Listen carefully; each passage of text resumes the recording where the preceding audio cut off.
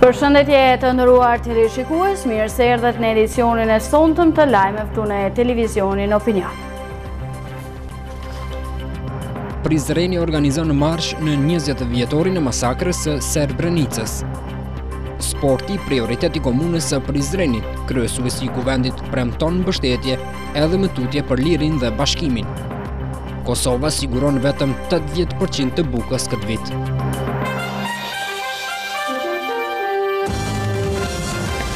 Themi zhvillimeve të ditës së sotme në mbështetje të viktimave të Srebrenicës, sot qytetarët e Prizrenit marshuan nga qendra sportive Sezai Suroi në drejtim të qendrës së qytetit. Ky marsh vjen në 20 vjetorin e kësaj masakre, ndërsa është mbështetur nga vende të ndryshme të botës.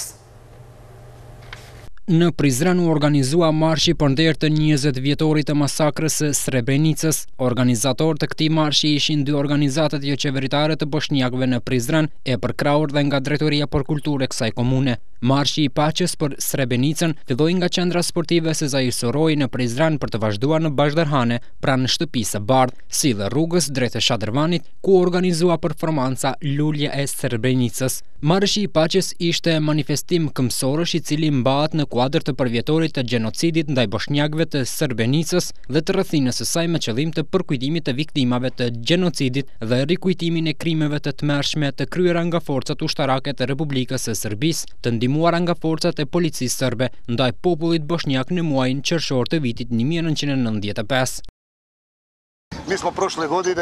Marshi i paqes është manifestim këmbësorësh i cili mbahet në kuadër të përvjetorit të gjenocidit ndaj bosnjakëve të Srebrenicës dhe të rrethinës së saj me qëllim të përkujtimit të viktimave të gjenocidit dhe rikujtimin e krimeve të tmerrshme të kryera nga forcat ushtarake të Republikës Srpska, të ndihmuara nga forcat e Serbisë ndaj popullit bosnjak në muajin qershor të vitit 1995. Pjesë e këtij marshi janë qytetarët e të gjithë komuniteteve që jetojnë në Prizren, të cilët po shprehin solidaritetin e tyre me familjet që kanë humbur më të dashurit në tyre në masakrën e Srebrenicës. Ky marsh i bashkohet organizimeve të ngjashme që po shënohen në mbar botën në këtë përvjetor të përkujtimit të ngjarjes ndër më të tmerrshme të shekullit të kaluar. Kom di një obligim qytetar me dalë sot në përkrahje të popullit bosnjak, popullit mik bosnjak, edhe përkrahjes viktimave të një krijese fashizoide që nuk don me marrë përgjegjësinë për atë çka ka ndodhur. Është një dhimbje e madhe për këtë popull, edhe mendoj që me prezencën time po e bashkëndjej gjithë dhimbjen e këtij komuniteti edhe njerëzve që i kanë humbur më të afërmit e vet. Marshi i paqes organizohet në gati të gjitha vendet e botës, posaçërisht këtë vit ku mbushen 20 vjet nga gjenocidi në Srebrenicë. Kolona e pjesëmarrësve numëron me mijëra njerëz nga të gjithë anët të botës dhe për çdo vit kjo kolonë është më e madhe, thon organizatorët. Edhe qytetarët e Prizrenit u bashkuan sot me të gjithë botën në përkrahje të gjenocidit të Srebrenicës, ku janë vrarë mbi 8000 njerëz. Pranimin e Balkan League të klubit basketbollistik, bashkimi shton nevojën për mbështetje akoma më të madhe nga institucionet lokale. Kryesuesi i Kuvendit Komunal të Prizrenit nuk ka hezituar të konfirmojë mbështetjen për këtë klub në bazë të nevojave që do të paraqiten. Klubi basketbollistik Bashkimi ka marrë premtime të mëdha nga komuna për sigurimin e 2/3 së buxhetit për të përballuar shpenzimet në garën ballkanike. Por kryesuesi i Kuvendit Komunal të Prizrenit, i cili është edhe në bordin e këtij klubi, thotë se infrastruktura ku zhvillohen stërvitjet dhe lojët basketbollistike prizrenase është e mirë, ndërsa nuk do të mungojë absolutisht mbështetja institucionale edhe në të ardhmen. Ne e dim që garat ballkanike janë piknisje për qenë edhe pjesë e shumë garave të tjera ndërkombëtare të cilat mund të jetë klubi Bashkimi në kohë shumë shpejt dhe në kohë reale, dhe mbështetja e komunës në këtë drejtim nuk do të mungon. Infrastruktura e klubit Bashkimi është një infrastrukturë jashtëzakonisht e mirë, gjithashtu edhe në intervenimet e reja që do të ndodhen në klubin Bashkimi sa i përket infrastrukturës sportive në vendosjen e aerosjes, pastaj klimatizimit, nxemjes, është një projekt i përbashkët i joni me Ministrinë e Kulturës dhe Mjedisë Sportit, të cilin shpresojmë shumë shpejt ta jetësojmë, dhe pse jo klubet e ndryshme edhe të Kosovës edhe jashtë Kosovës ta shfrytëzojnë terrenin e qendrës sportive Sezai Suroi, në mënyrë që të kemi mundësi këto gara të jenë gara vërtet kualitative dhe pse jo në këto terene sportive si në futboll, si në basketboll, kemi edhe shikues të shumt, kemi edhe sportdash, por kemi edhe qytetarë të rëndom, të cilët klubin basketbollistik Bashkimi dhe klubin futbollistik Liria i kanë sinonim të qytetit dhe janë simbol i qytetit në sektorin sportiv. Por se sportit Prizrenas po i jepet për kraje politike, këtë mohon zotri Gashi. Ai thotë se të gjitha vendimet e mbështetjes së dhënë klubeve të kësaj komune janë marrë në kuvend. Pikërisht këto vendime i kemi marrë në kuvend komunës, sepse kemi dashur të jenë vendime unanime të gjithë subjekteve politike. Sigurisht që propozimet për këto përkraje dhe këto mbështetje kanë ardhur nga leadershipi i komunës Prizrenit, nga ata që kanë fituar besimin për të udhëhequr me qytetin e Prizrenit. Gjithë ata që thonë se janë veprime politike, do ta kenë parasysh që ne këto veprime politike i kemi pas synime programore edhe gjatë fushatës zgjedhore dhe tani ka koha që si pushtet lokal të jetësojmë. Jemi në koordinim të jashtëzakonshëm dhe në koordinim të plot edhe me leadershipin e klubit Liria, por edhe me leadershipin e klubit Bashkimi dhe në dakordans plot i kemi ndarë gjitha këto mjete të shumta financiare dhe jemi vetmja komunë në Republikën e Kosovës që ndajmë mjete të mëdha buxhetore për të fuqizuar këto dy klube. Kryetari i klubit Shaqir Totaj ka thënë se përveç kësaj edhe qasja organizative e klubit pritet të pësojë ndryshime duke pasur parasysh rrethanat e reja nëpër të cilat duhet të kalojnë në këtë rang garash. Klubi futbollit Liria tashmë ka hyrë në Super League. Futbolli i Prizrenas është në rrugë të mbarë dhe do të vazhdojë të mbështesin derisa ekipi ynë të luajë edhe jashtë vendit, thonë autoritetet lokale, të cilët e morën në menaxhim këtë klub vitin e kaluar. Kjo do të thotë një përgjegjësi e madhe. Ndoshta si futbollist ka qenë më vogël, më pakt përgjegjësia, kurse tani kemi marrë një barë të madhe në klubin futbollistik Liria. Pas që e pam të udhës, ne disa shok që ishin futbollistat të marrën të udhëheqin klubin. Arsyet më po dihen, klubi futbollistik Liria merr pjesë në ligën e parë të Kosovës. Arsyeja jonë është që ta fusim Lirinë në Super League. Së bashku me shokët nga ish futbollistët, thotë edhe disa afarist, kuptohet edhe me mbështetjen e kuvendit komunal të Prizrenit, kemi marrë një barë edhe teknike, edhe financiare, që ta shqojmë Lirinë përpara. Fillimisht, më duket kemi marrë pak me entuziazëm, kemi elan për punë. Ky ishte premtimi që kryetari i klubit futbollistik Liria bëri kur mori timonin e futbollit Prizrenas. Tashmë Liria e bëri hapin e parë dhe hyri në Super League, ndërsa ka nisë përgatitjet për edicionin e ri garues, ku Bardëzinjat kthehen pas 2 edicionesh të kaluara në një rang më të ulët. Të pranishëm ishin të gjithë lojtarët konkurrues për përbërjen më të mirë, sikurse edhe për forcimet ardhura nga vllaznimi Altik Muaxhiri, Alban Dylazeka dhe Robert Gjeraj, krahas futbollistëve vendor, e nisën me përkushtim punën. Do të ketë punë shumë profesionale dhe natyrisht që do të kërkojmë shumë angazhim dhe punë nga ju. Liria ka synim që në stinorin vijues të radhitë të lartë nuk do të ketë pardon për ata që shkelin rregullat, në këtë rast disiplinën. Të gjithë do të keni rastin të dëshmoni, ka thënë në adresimin e parë Skënder Shingylli. Sipas Kujtim Gashit, rezultatet pozitive të Lirisë erdhën pas marrjes së klubit në menaxhimin e institucioneve lokale. Pas rezultate jo të mira që kishte klubi Liria në vitin 2013 dhe 2014, Komuna Prizrenit nëpërmjet kuvendit komunës me vendim të gjitha grupeve parlamentare vendosi që ta merr në menaxhim dhe në mbështetje financiare klubin futbollistik Liria. Që nga ajo kohë, që nga ai moment kur komuna ka marrë thjesht në menaxhim këtë klub, janë sjell disa rezultate kogja pozitive në klubin futbollistik Liria, duke arritur që klubi përfundimisht të jetë pjesë e garave në Superligën e Kosovës. Dihet mirë fakti që nëpërmjet kuvendit komunës, me një vendim të veçantë të marrë nga ana e kuvendit komunës, ne kemi vendosur që klubin Liria ta udhëheqin vetë sportistët, vetë njerëzit e sportit, njerëz të cilët kanë qenë pjesë e klubit dikur dhe të cilët kanë qenë të gatshëm të kontribuojnë në zhvillimin e sportit të futbollit prezant, përkatësisht në zhvillimin e klubit futbollistik Liria, duke qenë pjesë e këtij bordi mbështetur shumë ish lojtarë të klubit dhe në të njëjtën kohë edhe biznesmen që edhe në kohë më të vështira e kanë mbështetur klubin futbollistik Liria.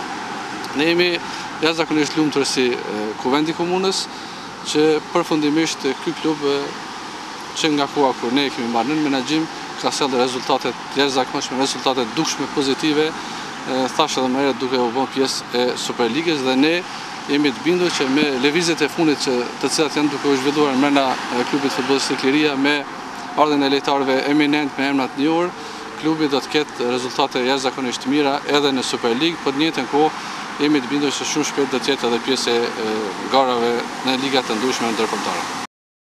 Gashi vazhdon të bëj premtime të mëdha. Ai thotë se krahas cilësisë në lojë do të vazhdojnë të investojnë edhe në infrastrukturë. Në pjesën e Bokave parashihen të ndërtohen 2 terrene sportive, përkatësisht 2 stadiume, një ndimës dhe një stadium i madh i cili do të plotëson të gjitha kushtet për zhvillimin e garave edhe ndërkombëtare dhe duke qenë të bindur se stadiumi aktual për Parimthaçi është stadiumi që nuk po i plotëson kriteret dhe kushtet për zhvilluar gara ndërkombëtare, komuna e Prizrenit ka qenë jashtëzakonisht e interesuar që ky stadium të ndërtohet diku jashtë qytetit, përkatësisht në vendin e quajtur Boka. Me kërkesë të kryetarit të komunës dhe me kërkesë të organeve komunale, drejtuar qeverisë Republikës Kosovës, në kohën e ministrit Memli Krasniqi kanë filluar punimet në ndërtimin e stadiumit Ndims, i cili do të jetë një stadium që parafrasisht do ta ketë një kosto rreth 1 milion euro, por që do të jetë stadiumi Ndims i stadiumit të ardhshëm i cili planifikohet të ndërtohet në atë vend. Gjithashtu kuvendi i komunës me rishikimin e buxhetit ka ndalë dhe mjete financiare për intervenim në stadiumin për Parimthaçi, duke hartuar një projekt për ndërtimin e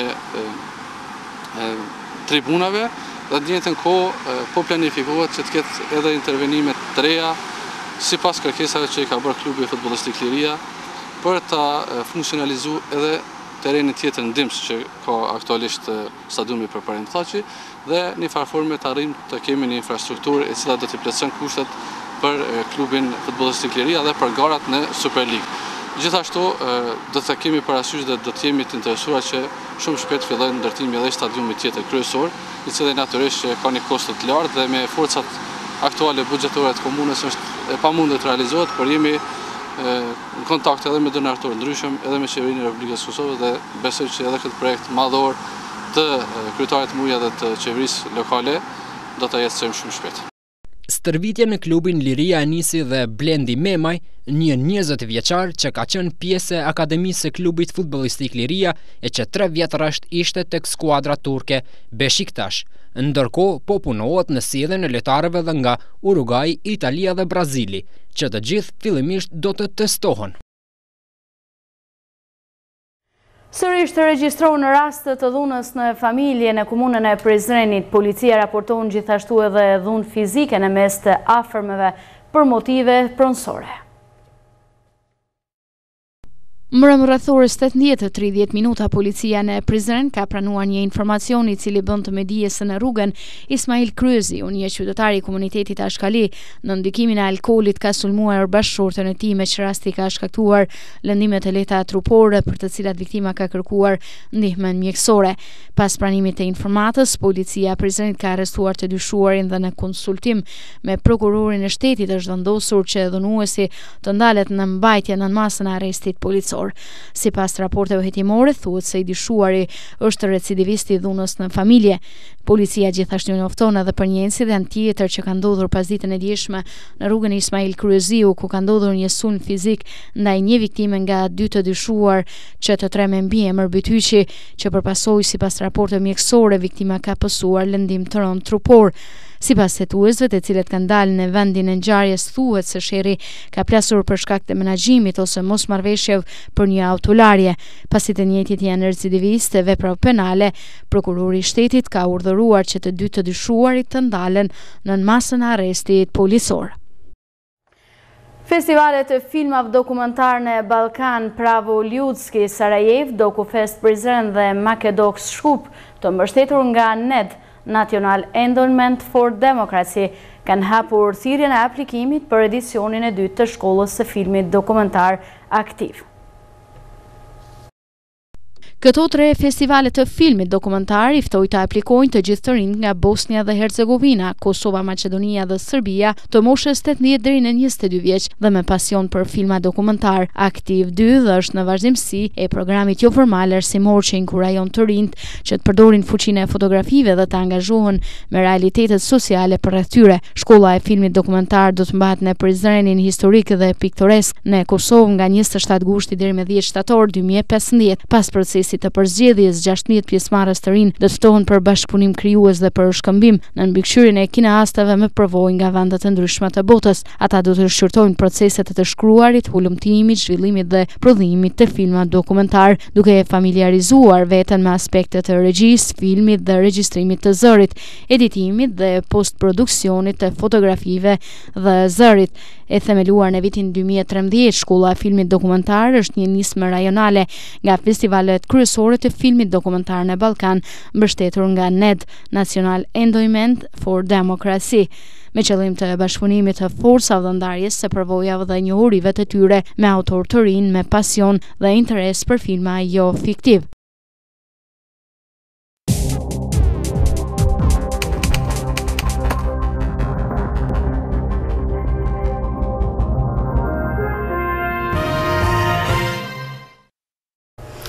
Edicionin e lajmeve vazhdojmë me të tjera zhvillime nga vende dhe rajoni. Parlamenti Evropian gjatë seancës së sotme plenare në Strasburg miratoi një rezolutë që dënon fuqishëm gjenocidin e kryer nga forcat serbe në Srebrenicë nën komandën e generalit Ratko Mladić dhe njësitë paramilitare.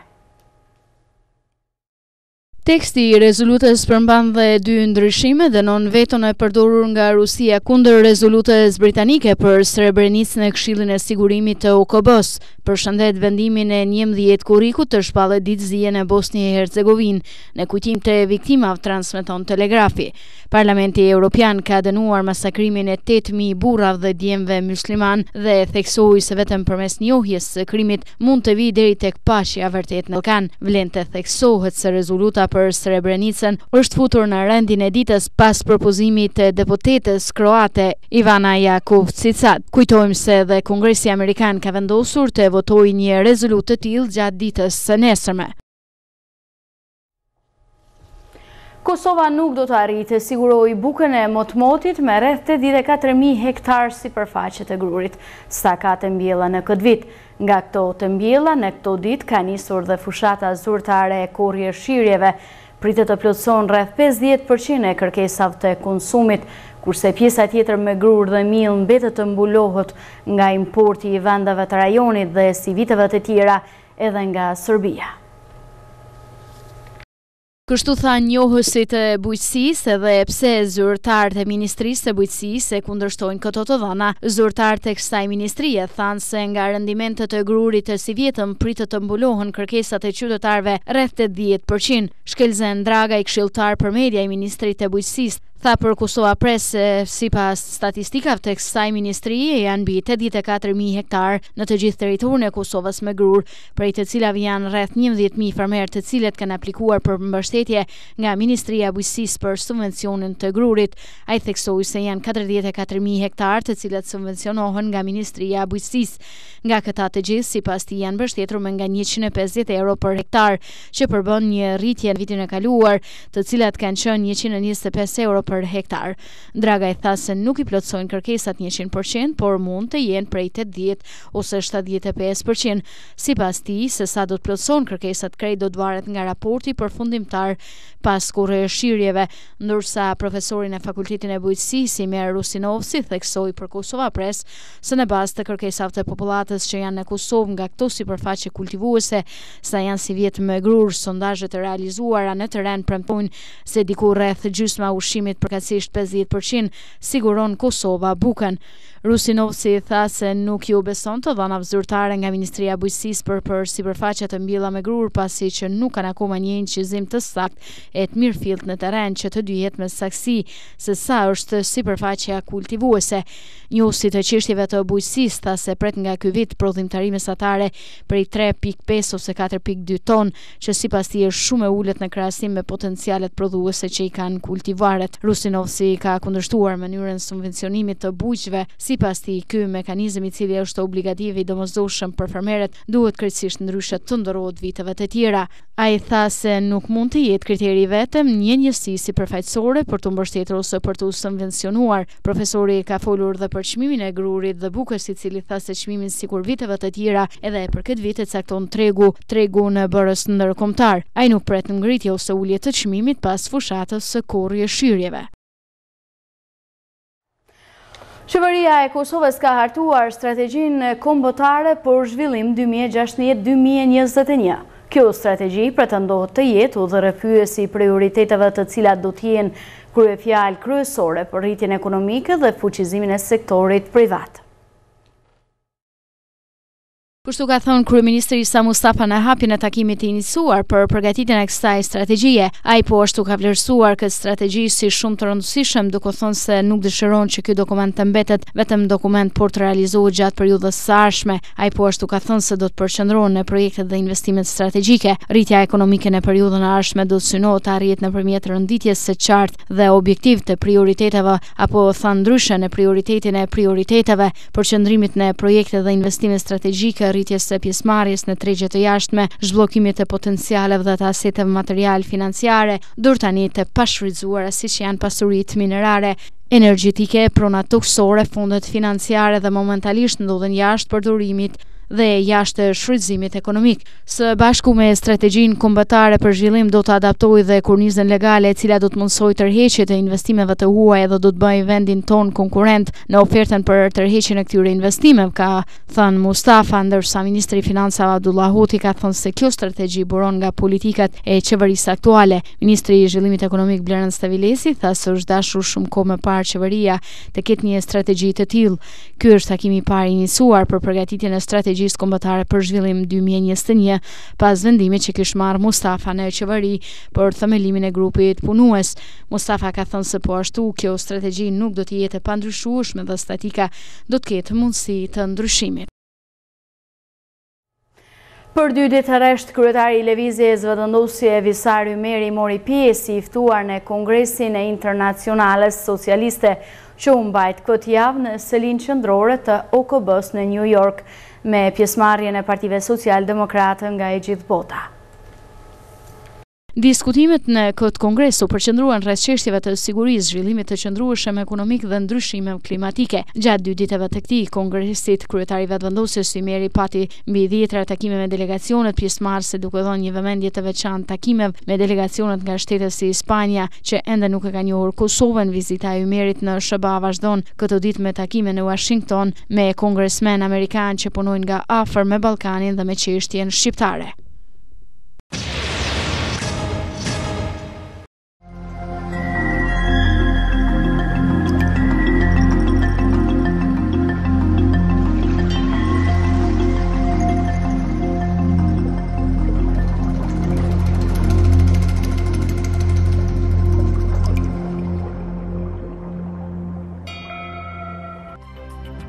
Shikues të nderuar të televizionit Opinion, kështu kemi mbërritur në fund të këtij edicioni informativ. Ju faleminderit për vëmendje, bashkë mirupafshim në edicionet e radhës. Natën e mirë.